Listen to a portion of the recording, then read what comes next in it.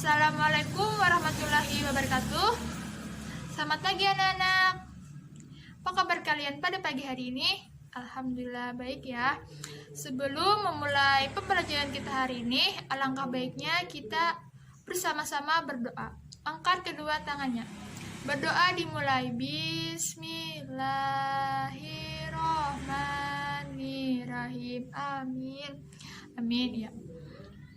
Nah, selanjutnya Ibu akan menyampaikan tujuan pembelajaran kita hari ini. Tujuan pembelajaran kita hari ini bisa dilihat.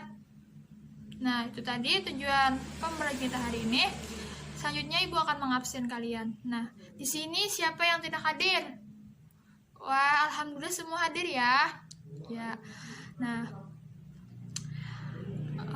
sebelum memulai pembelajaran, tolong persiapkan dulu alat tulisnya, buku, pulpen, dan pensilnya. Sudah dipersiapkan? Ya. Nah, kemarin kita membahas tentang ciri-ciri makhluk hidup. Nah, ciri-ciri makhluk hidup pertama, bernapas, bergerak, tumbuh dan berkembang biak, peka terhadap rangsangan. Nah, hari ini kita akan melanjutkan mengenai pertumbuhan dan perkembangan manusia. Nah, Ibu akan menjelaskan pertumbuhan dan perkembangan manusia. Tolong simak penjelasan dari Ibu ya. Ibu akan membacakan. Pertumbuhan dan perkembangan manusia. Manusia merupakan salah satu makhluk hidup. Manusia memiliki ciri-ciri yang sama dengan makhluk hidup lainnya. Baik itu hewan, tumbuhan, semua sama. Salah satu ciri manusia sebagai makhluk hidup adalah mengalami pertumbuhan dan perkembangan.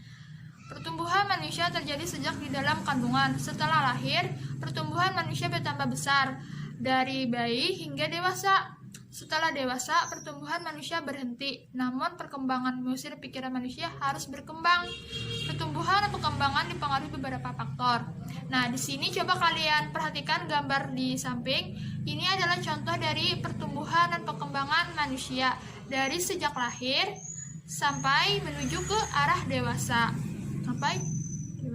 Nah, selanjutnya mari kita pelajari faktor-faktor mempengaruhi pertumbuhan dan perkembangan. Nah, di sini Ibu jelaskan 3 faktor pertumbuhan dan perkembangan manusia. Yang pertama, pertumbuhan dan perkembangan manusia yang pertama yaitu faktor gen atau keturunan. Nah, faktor gen atau keturunan ini yaitu kita peroleh dari orang tua kita. Baik itu sifat, tingkah laku, bentuk fisik kita, baik itu dari muka.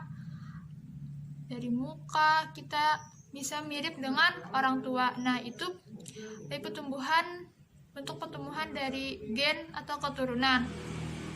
Nah, selanjutnya bisa juga bentuk dengan lingkungan. Berpengaruh dengan lingkungan. Nah, lingkungan kita dari lingkungan pertama dari lingkungan keluarga. Nah, Ibu akan menjelaskan ya sedikit. Tolong kalian perhatikan. Di sini ada genetika. Genetika merupakan bentuk heritage yang diturunkan kepada anak atau keturunan yang seperti Ibu jelaskan tadi. Contohnya bentuk muka, sifat yang diturunkan dari orang tua. Selanjutnya hormon. Hormon merupakan zat yang berperan dalam mengendalikan berbagai fungsi dalam tubuh. Meskipun jumlahnya sedikit, hormon memberikan pengaruh nyata dalam pengaturan berbagai proses dalam tubuh. Hormon beredar di dalam sirkulasi darah dan cairan sel untuk mencari sel target. Ketika hormon menemukan sel target, maka hormon akan mengikat protein reseptornya dan mengirimkan sinyal. Nah, itu tadi hormon. Selanjutnya makanan. Nah, makanan dalam proses pertumbuhan dan perkembangan ini juga diperlukan makanan guna menyuplai asupan nutrisi ke dalam tubuh, di mana kebutuhan nutrisi 4 sehat 5 sempurna. 4 sehat 5 sempurna sangat penting sebagai sumber energi dalam proses metabolisme tubuh. Nah, jadi makanan sangat berpengaruh terhadap pertumbuhan dan perkembangan manusia. Nah, Jadi Ibu harapkan kalian makan makanan yang sehat, 4 sehat, 5 sempurna. Iya, baik itu sayur mayur, nasi, ikan, telur, susu. Nah, itu termasuk makanan 4 sehat, 5 sempurna. Nah, ya, kita lanjutkan ya pembelajaran kita. Sampai di sini adakah yang ingin kalian tanyakan dulu? Tidak ada ya, alhamdulillah. Nah di sini Ibu akan menjelaskan sedikit lagi. Manusia sebagai makhluk hidup mengalami pertumbuhan dan perkembangan. Bertambah berat serta tinggi badan merupakan salah satu contoh pertumbuhan. Kekuatan tangan manusia juga mengalami perkembangan. Contoh seperti yang terlihat pada gambar ini. Nah, Edo saat masih kecil kesulitan untuk memegang botol. Coba kalian perhatikan, apakah Edo kesulitan untuk memegang botol? Ya, dia kesulitan memegang botol karena tangannya belum kuat untuk memegang sesuatu yang berat. Akan tetapi setelah tumbuh, Edo bertambah besar dan kuat. Edo dengan mudah dapat memegang tempat minuman yang lebih besar dari botol susunya. Nah, dari gambar sini ada kan sampingnya Edo sudah mampu dan kuat untuk memegang botol susunya sendiri. Iya. Nah, kekuatan tangan dapat dilatih melalui kegiatan olahraga. Nah, di sini siapa yang suka olahraga? Ayo angkat tangannya. Wah, sebagian yang suka, sebagian tidak ya. Nah, padahal olahraga itu bagus untuk kesehatan kita, karena tubuh kita membutuhkan olahraga.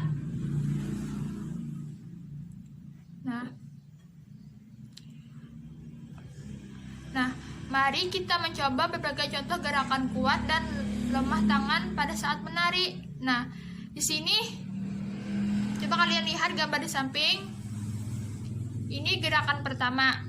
Gerakan pertama adalah mengangkat tangan kanan, lalu tangan kiri. Angkat tangan dengan kuat seperti sedang mengangkat beban. Nah, kalian perhatikan gambar gerakan pertama di samping. Selanjutnya gerakan kedua. Gerakan kedua adalah turunan kedua tangan secara perlahan. Kedua tangan diturunkan sambil menggerakkan jari-jari tangan menirukan air hujan turun. Nah, seperti menirukan air hujan turun gayanya. Nah, selanjutnya gerakan ketiga. Gerakan ketiga adalah rentangan kedua tangan ke samping, lalu bengkokkan sehingga membentuk huruf O. Huruf O. Oh ya. Seperti itu. Nah, selanjutnya gerakan keempat. Gerakan keempat adalah gerakan memutar pergelangan tangan secara perlahan-lahan. Selanjutnya gerakan kelima. Gerakan kelima adalah mengacungkan tangan ke depan dengan kuat, lalu membalikkan kedua telapak tangan dengan arah yang berbeda. Dan yang terakhir, yang keenam. Gerakan keenam adalah bertepuk tangan. Tepuk tangan dapat divariasikan dari gerakan yang lemah sampai kuat, misalnya bertepuk dengan 2 jari, 4 jari, 6 jari, 8 jari, dan terakhir 10 jari. Nah, itu tadi pembelajaran kita hari ini dan penjelasan dari Ibu. Apa di sini apakah kalian sudah paham? Ya, alhamdulillah ya, sudah paham. Nah,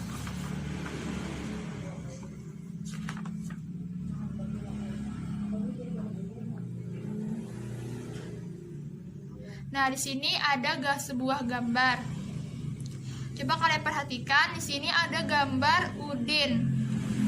Nah, kira-kira udin ini mengalami pertumbuhan dan perkembangan. Tolong kalian jelaskan pertumbuhan dan perkembangan yang udin alami. Tulis di buku kalian dan ceritakan sesuai gambar. Nah, itu tadi pembelajaran kita hari ini. Salah hilap mohon maaf. Assalamualaikum warahmatullahi wabarakatuh.